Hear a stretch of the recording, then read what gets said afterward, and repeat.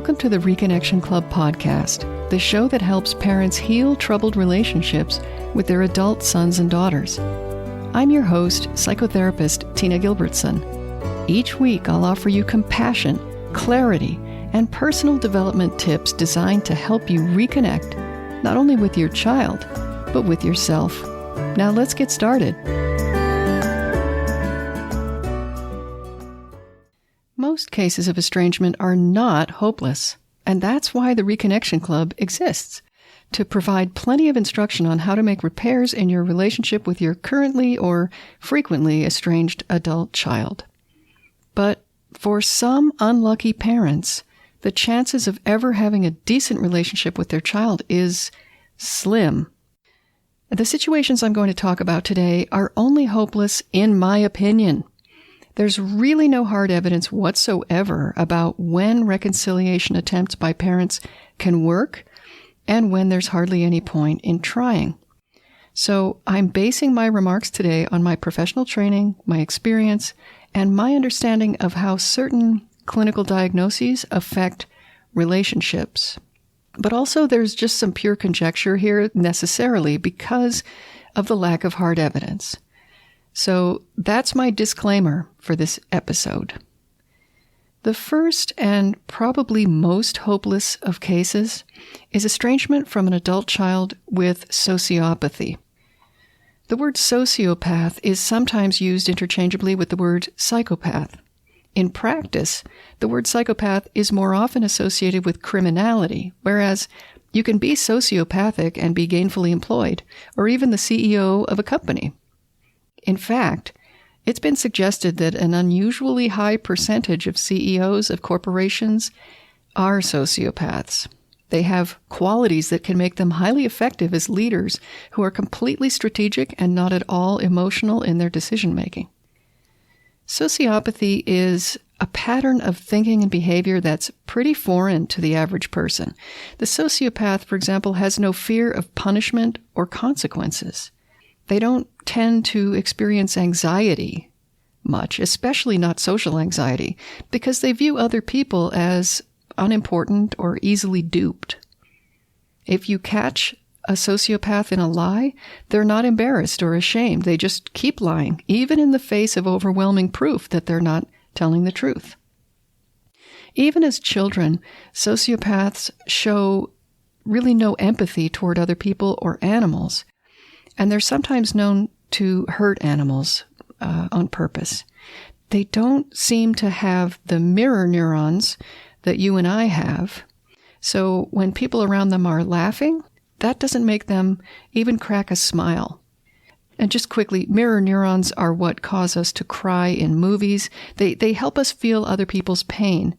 Even fictional characters, we can just kind of put ourselves in the shoes of another human because of these active mirror neurons. Now, if your adult child is a sociopath, you probably already know that there's something up there. He or she was very different from other children at a young age and maybe never seemed to develop moral thinking. So if you're listening to this and you're wondering for the first time whether your child is a sociopath, the answer is almost certainly no. The reason I consider this a hopeless case where estrangement is concerned is that without a capacity for empathy, a sociopath can never really bond with anyone emotionally. And unfortunately, their parents then can't ever experience what it's like to have a close connection to their child that doesn't feel like they're being exploited. If you're unfortunate enough to be the parent of a sociopathic child, the best approach is probably to let them go in the interest of self-protection, because they can be extremely manipulative and exploitative in relationships.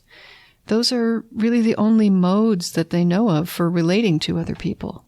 So to be close to a sociopath is to be used by that person and probably to get hurt by them as well.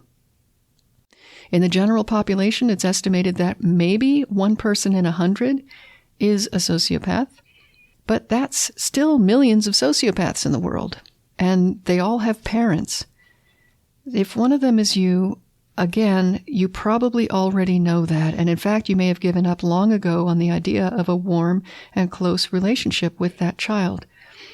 If so, I am terribly, terribly sorry for your loss. But let's hope that you are not one of those parents. Let's look at a slightly less hopeless case, but nevertheless a very difficult one that you may end up needing to walk away from, and that is the adult child with narcissistic personality disorder. The word narcissist is way overused nowadays. Everyone is diagnosing everyone else as a narcissist. And the truth is, we all have narcissistic qualities, and we can behave in ways that could be described as narcissistic from time to time. But relatively few people exhibit clinically significant levels of narcissism, rising to the level of a personality disorder, the one that's described in the Diagnostic and Statistical Manual that mental health providers use to diagnose people. The narcissist, the actual clinical narcissist, has a lot in common with the sociopath. Both of them tend to lack empathy. Both are like Teflon when it comes to blame. Nothing is ever the fault of the sociopath or the narcissist. Both have an exaggerated sense of entitlement, and both can be grandiose. And although it's probably safe to say that most or all sociopaths are narcissists, it's not true that most narcissists are sociopaths. One big difference between them is that while the sociopath will steer the conversation to you and things you're interested in order to better manipulate you, the narcissist wants to talk only about herself. She gets bored when others are talking and only listens to try to hear topics that she has something to say about, and then she'll jump in. She's not a good listener. Another difference is the strategic nature of the sociopath's behavior versus the cluelessness that characterizes the narcissist. The narcissist may talk on and on about himself, never noticing whether others are interested.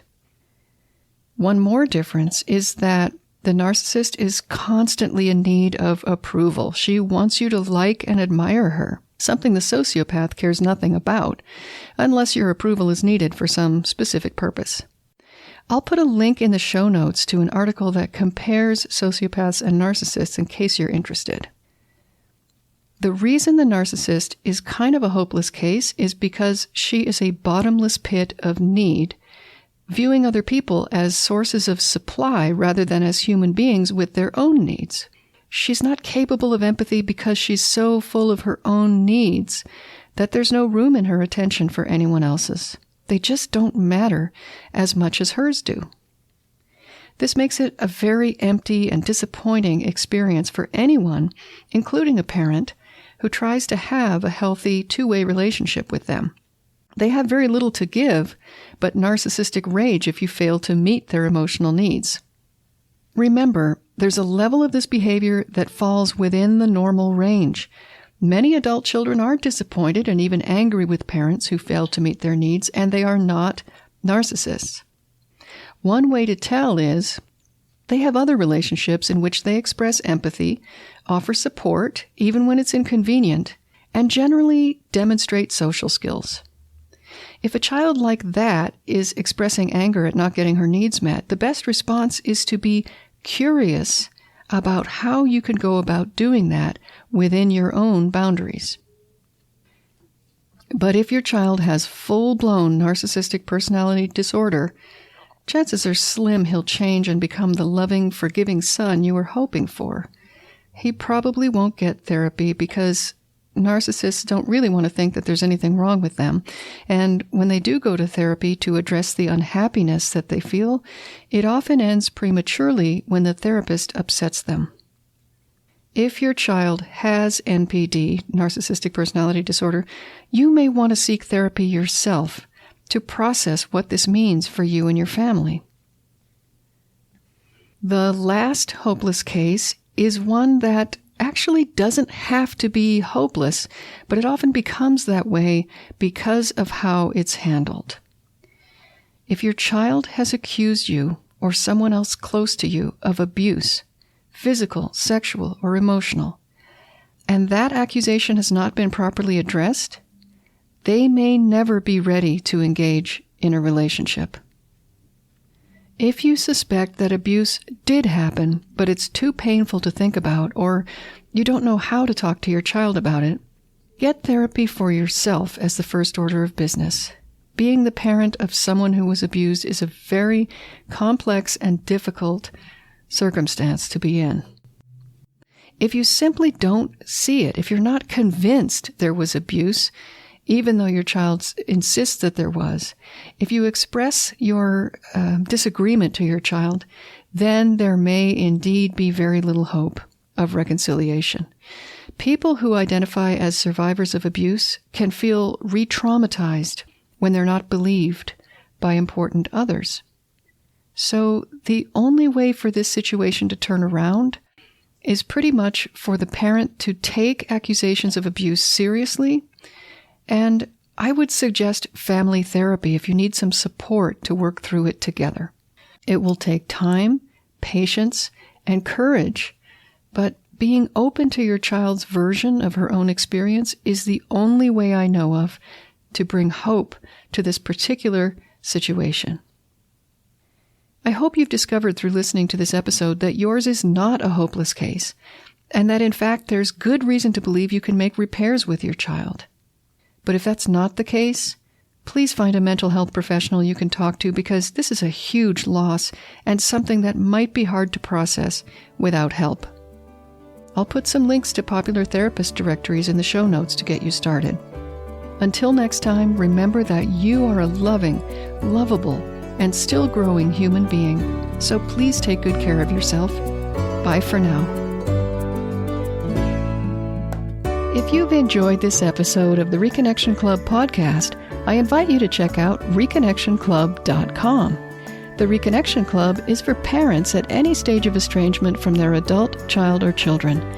So whether you've just realized there's trouble between you, you've been living with estrangement for years, or you're newly reconciled but still walking on eggshells, the Reconnection Club is your essential resource for information, support, and continued personal growth. With our courses and workshops, expert interviews, monthly Q&A calls, and a friendly, active community, the Reconnection Club is a wonderful place to be for anyone suffering the pain of estrangement from an adult, child, or children. So check it out at reconnectionclub.com.